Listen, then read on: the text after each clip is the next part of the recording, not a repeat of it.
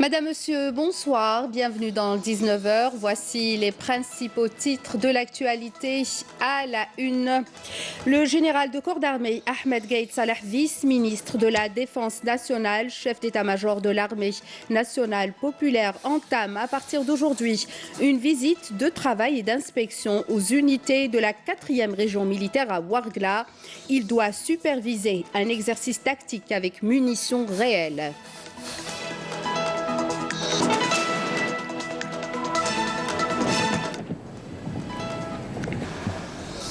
De nouvelles structures sanitaires à Oran, 3 nouveaux centres réceptionnés, ainsi qu'un centre spécialisé pour les grands brûlés. Un nouvel établissement hôtelier à Skikda ouvrira ses portes incessamment en prévision de la prochaine saison estivale. Il permettra d'améliorer les prestations de services et booster le tourisme dans la région.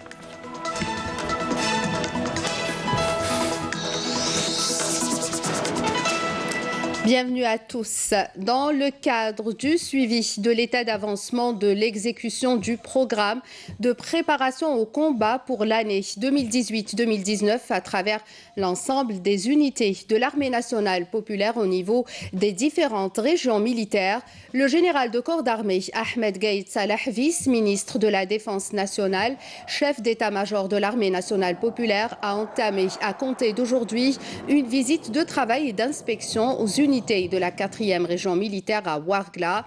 Le général de corps d'armée supervisera demain l'exécution d'un exercice démonstratif avec munitions réelles qui sera exécuté par des unités terrestres et aériennes dans l'objectif d'évaluer la deuxième phase du programme de préparation au combat 2018-2019.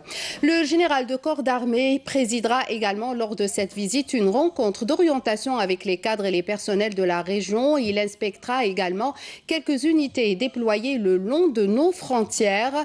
À l'issue de la cérémonie d'accueil au niveau du secteur opérationnel nord-est d'In Amenas, le général de corps d'armée, accompagné du général-major Hassan Alaïmiya, commandant de la 4e région militaire, a mis l'accent lors d'une rencontre avec le commandement et les cadres de la région sur la nécessité d'accorder une importance majeure à l'exécution minutieuse et rigoureuse du programme de préparation au combat, notamment dans son volet relatif à l'exécution des exercices démonstratifs avec munitions réelles qui constituent un véritable test permettant l'évaluation sur le terrain du niveau de disponibilité opérationnelle atteint par les unités de la 4e région militaire en particulier et les unités de l'armée nationale populaire en général.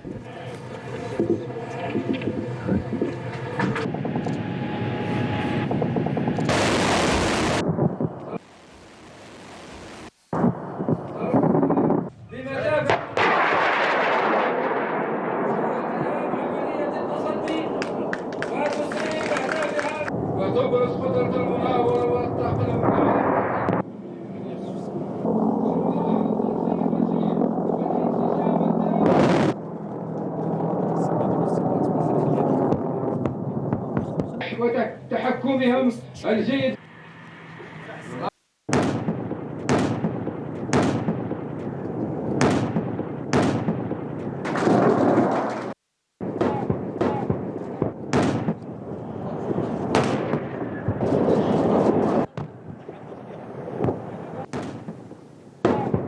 من اللواء 23 اللواء 48 بنقطة وتنسيق وتتحطم أهداف العدو.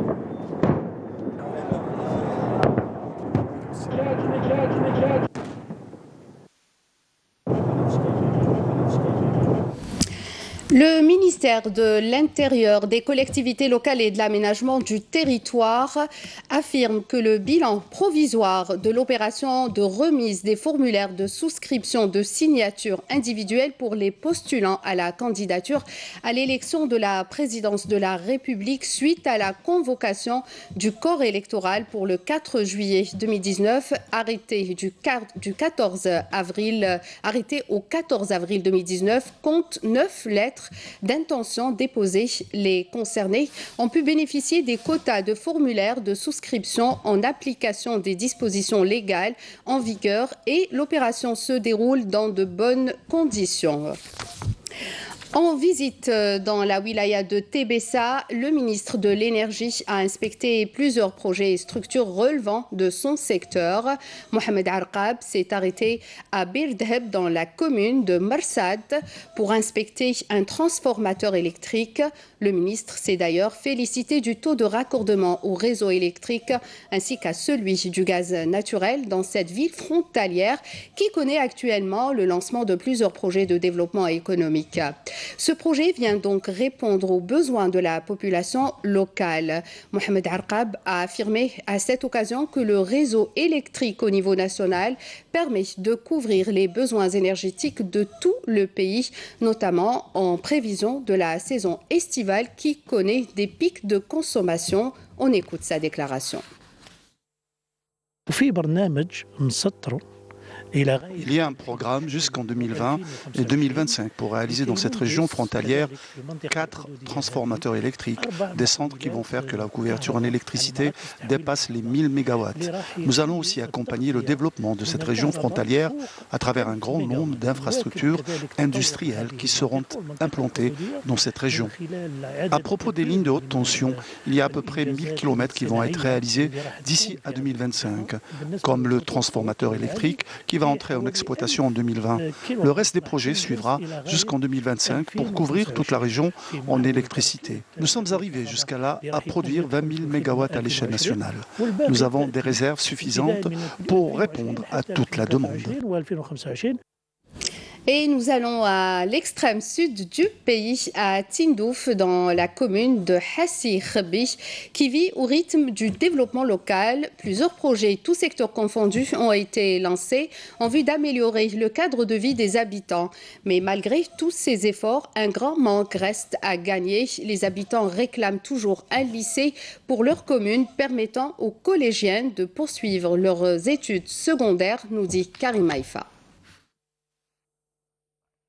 Des logements neufs, des locaux commerciaux et des bâtiments administratifs, plusieurs chantiers à ciel ouvert lancés depuis quelques années dans la commune de Hassi Khabi, wilaya de Tindouf, où les autorités locales comptent également sur la modernisation de l'administration avec de nouveaux systèmes d'exploitation de l'état civil opérationnels depuis peu au grand bonheur des habitants de la commune. Ce nouveau système permet aux citoyens de retirer leurs papiers qui touchent à l'état civil de n'importe quelle commune de la wilaya de Tindouf ou du territoire algérien. Hassi Khabi aura bientôt un nouveau centre de santé plus grand et surtout doté de moyens matériels modernes. 200 km les paramètres de labo. Plusieurs paramètres en manque là, surtout les paramètres d'urgence, par exemple qui met le FNS, qui met le bilan d'hémostase, qui met le en manque là.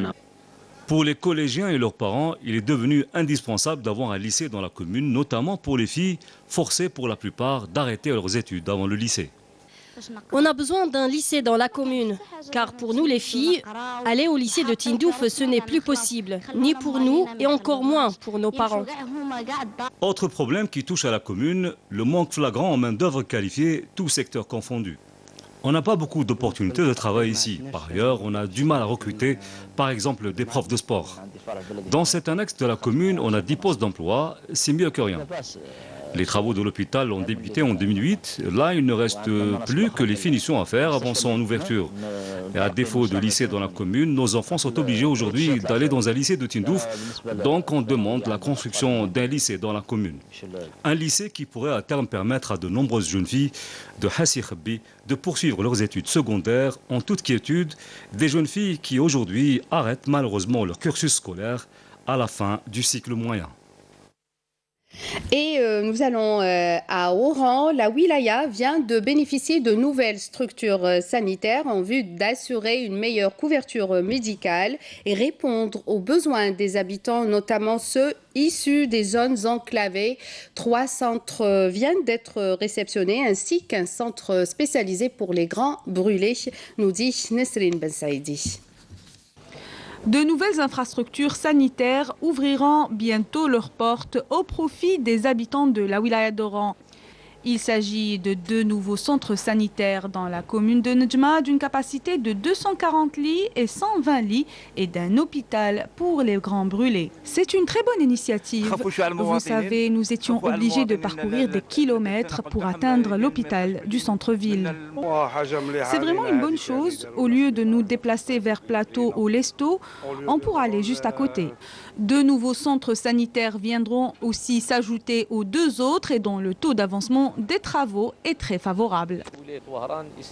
La wilaya compte 4 centres sanitaires d'une capacité de 240, 120 et 80 lits. Ajoutez à cela la création d'un nouvel hôpital pour les grands brûlés, mais ce dernier a accusé un peu de retard. D'ici le mois de septembre, l'hôpital des grands brûlés sera opérationnel. Il faut savoir qu'il y a seulement 2 hôpitaux sur le territoire national. Pour les grands brûlés, il s'agit de celui-là. Un autre projet tout aussi important devra bientôt voir le jour. Il s'agit du premier hôpital pour les malades atteints du cancer. Et à Gherdaya, le débordement de Oued Metlili est à l'origine de dégâts considérables, notamment durant la période des crues, d'où les efforts des autorités locales pour y remédier. De nouveaux projets sont alors lancés pour la réalisation de digues ainsi qu'un barrage. Naïma Haouch. Au cœur du Mzab, Metlili se dresse. Sa situation géographique lui vaut pas mal de désagréments pendant la saison des pluies. Les crues engendrent des dégâts considérables à cause des débordements de Oued Metlili qui traversent la ville. La grande partie des dégâts occasionnés par la chute des pluies touche la principale canalisation d'assainissement. Les efforts entrepris par la commune restent aléatoires car l'enveloppe financière allouée à la commune ne suffit pas pour rénover le réseau principal. Oued Metlili nécessite un aménagement approprié afin de protéger les maisons limitrophes des inondations. Pour qu'il y ait une solution finale à ce problème, on doit ériger des obstacles, notamment à l'entrée de la ville, comme la réalisation de retenues collinaires. Il y a une étude pour construire un mur de soutènement au niveau des hauteurs de la ville, à Zakour. La deuxième étude consiste à protéger Oued Metlili des autres oueds, du nord au sud. On attend aujourd'hui la concrétisation de ces études sur le terrain. La montée des eaux a causé des inondations et des glissements, ce qui nécessite entre autres la réalisation de plusieurs retenues collinaires afin de protéger les zones urbaines. Organisée par l'ANP à Sétif, une conférence sur le mouvement réformiste algérien s'est tenue aujourd'hui. L'objectif est de mieux comprendre le rôle des oulémas musulmans algériens durant la guerre de libération. Halim Yaïch. Lors d'une conférence sur l'histoire organisée par l'Armée nationale populaire à Sétif, les participants ont abordé certaines questions en rapport avec le rôle du mouvement réformiste algérien dans l'affirmation de l'identité nationale et dans la lutte contre la politique coloniale. Le mouvement réformiste algérien dans lequel ont milité des milliers d'enfants de ce pays n'a pas été un mouvement élitiste, à l'instar d'autres mouvements qui l'ont précédé. Mais il a été un mouvement qui a pris sa source dans la souffrance et les espoirs de ce peuple et avait pour objectif les aspirations du peuple, avant d'établir une constitution pour son organisation, une plateforme pour sa discipline et un espace pour régler les différends.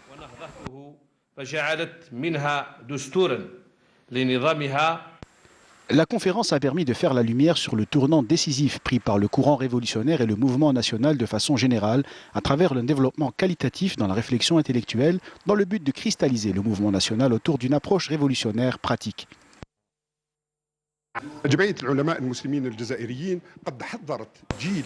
L'association des oulémas musulmans algériens a préparé une génération qui a allumé la mèche de la révolution. La preuve en est, c'est que parmi les 22 qui ont déclenché la guerre de libération, 17 sont issus de l'association des oulémas musulmans algériens. La conférence sur le rôle de l'association des oulémas musulmans algériens durant la guerre de libération a eu pour objectif de mieux comprendre l'importance du mouvement réformiste algérien qui a inspiré les valeurs d'abnégation et de sacrifice aux moudjahidines. Et dans le cadre de la lutte contre le crime organisé, des détachements combinés de l'armée nationale populaire ont arrêté hier lors d'opérations distinctes menées à Tamanrasset 25 orpailleurs et saisi 2 détecteurs de métaux, un marteau-piqueur, un groupe électrogène et un broyeur de pierre. Dans le même contexte, des gardes-côtes ont saisi à Skikda plus de 31 kg de cuivre traité, tandis que des éléments de la gendarmerie nationale ont appréhendé un individu à bord d'un camion chargé de 43 quintaux de feuilles de tabac à Biskra. Par ailleurs, un détachement de l'ANP a saisi à El Oued 720 litres de carburant destiné à la contrebande, alors que des éléments de la gendarmerie nationale ont appréhendé 8 immigrants clandestins de différentes nationalités à Betna et Tlemcen, précise le communiqué du MDN. Les services de la sûreté de la wilaya d'Alger apportent un démenti catégorique concernant les faits relatés par une militante qui s'est exprimée dans une vidéo publiée sur les réseaux sociaux, affirmant avoir été déshabillée avec 3 autres militantes samedi dernier au niveau du commissariat de Berraqi. Le communiqué de la DGSN précise que les 4 personnes ont été transférées à Berraqi dans le cadre d'une procédure sécuritaire préventive où elles ont subi une fouille corporelle, précisant que cette mesure consiste à ôter tout élément pouvant être utilisé par les personnes interpellées contre elles-mêmes. La ministre de la Culture, Mariam Merdassi, a effectué aujourd'hui une visite de travail et d'inspection dans la wilaya de Tipaza. Sur place, la ministre s'est enquis de l'état d'avancement des travaux de rénovation de la mosaïque entamée au niveau de la villa Gervais. Mariam Merdassi a visité également l'antique ville romaine ainsi que le siège du centre arabe des ruines nouvellement réceptionné. Et direction à présent au nord-est de Tindouf, dans la région de Hassimounir, ce lieu mythique qui reste des massifs de l'Ouarkzis, Resfa, et cette belle station rupestre où l'homme préhistorique a imprégné de ses mains cet endroit qui fut naguère son habitant. Tumulus et gravures rupestres de Resfa restent cependant livrés à la dégradation due à l'érosion, nous dit Rahim Abdelaziz. On sillonne la région de Hassimounir au nord-est de Tindouf. La dépression renferme des peuplements d'acacias. Au lieu d'Irasfa, le décor change. On est en présence d'une zone rocheuse. Rasfa fut naguère habitée par l'homme primitif.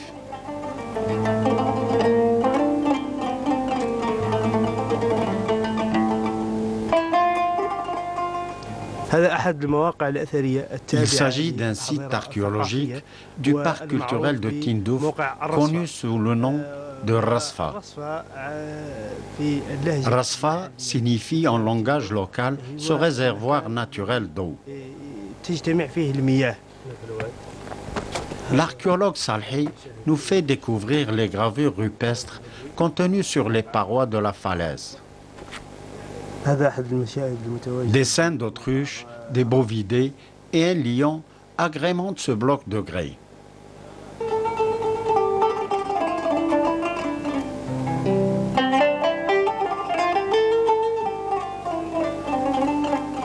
Sur la falaise ouest, d'autres scènes humaines et animalières existent également. Il s'agit de l'homme pasteur ainsi que des bovidés. La falaise renferme aussi la gravure d'une girafe. Rasfa abrite également des tumulus ou tombeaux funéraires de l'homme ancien.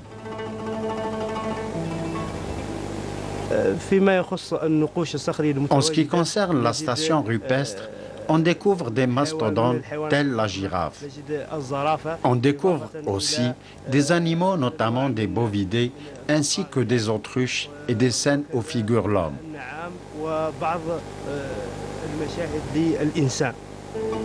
Au niveau de certains flancs des falaises de la station de Rasfa, de nombreuses gravures sont en nette dégradation à cause des facteurs climatiques, notamment l'érosion. Et on vous emmène à présent à Skikda. Son parc hôtelier continue de s'agrandir. Un nouvel hôtel vient de voir le jour. Le propriétaire est un investisseur Skikdi qui a fait le choix d'investir dans sa belle ville natale, Filfila, après 28 années passées en Norvège. Bellevue, c'est le nom de l'établissement qui le porte si bien. D'ailleurs, regardez, c'est le reportage de Saïda Mayouf. L'hôtel Bellevue, classé 4 étoiles dans la commune côtière de Filfila, à Skikda. Cet établissement hôtelier vit en ce moment au rythme des derniers préparatifs et ultimes ajustements avant sa réception prévue incessamment.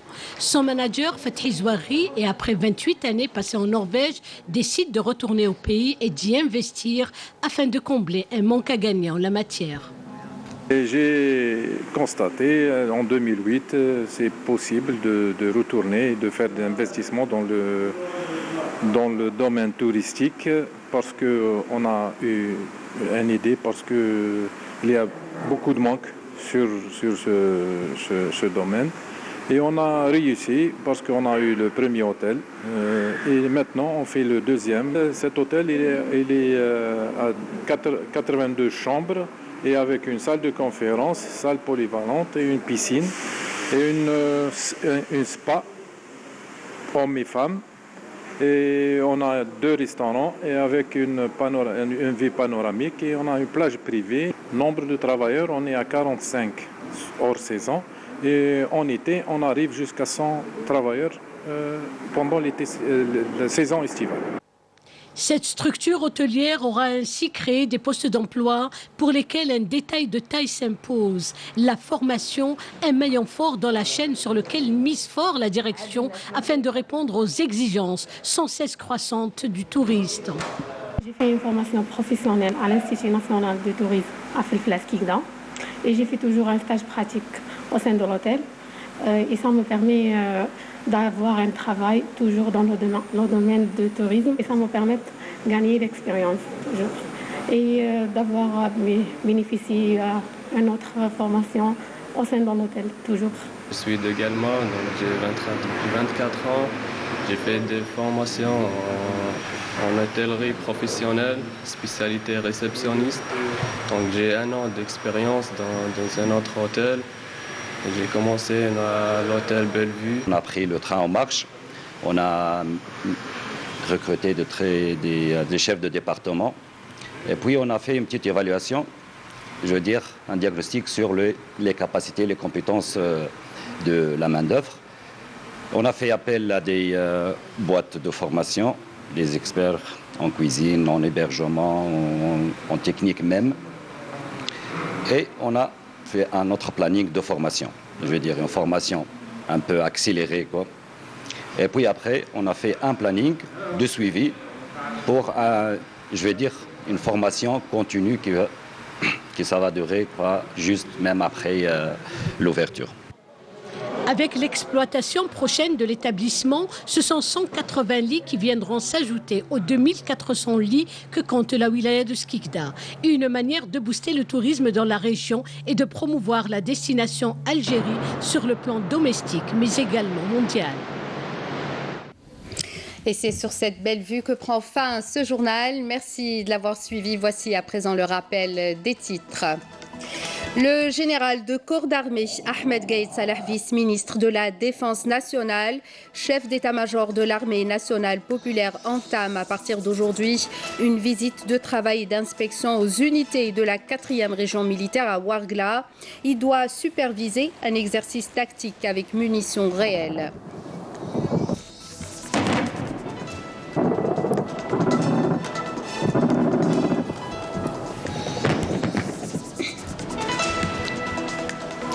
De nouvelles structures sanitaires à Oran, 3 nouveaux centres réceptionnés, ainsi qu'un centre spécialisé pour les grands brûlés. Un nouvel établissement hôtelier à Skikda ouvrira ses portes incessamment en prévision de la prochaine saison estivale. Il permettra d'améliorer les prestations de services et booster le tourisme dans la région. Je rappelle que tous nos programmes sont disponibles sur les sites internet de la télévision, la chaîne YouTube ainsi que notre page Facebook. Je vous donne rendez-vous demain à 19h. D'ici là, je vous souhaite une excellente soirée sur Canal Algérie. Au revoir.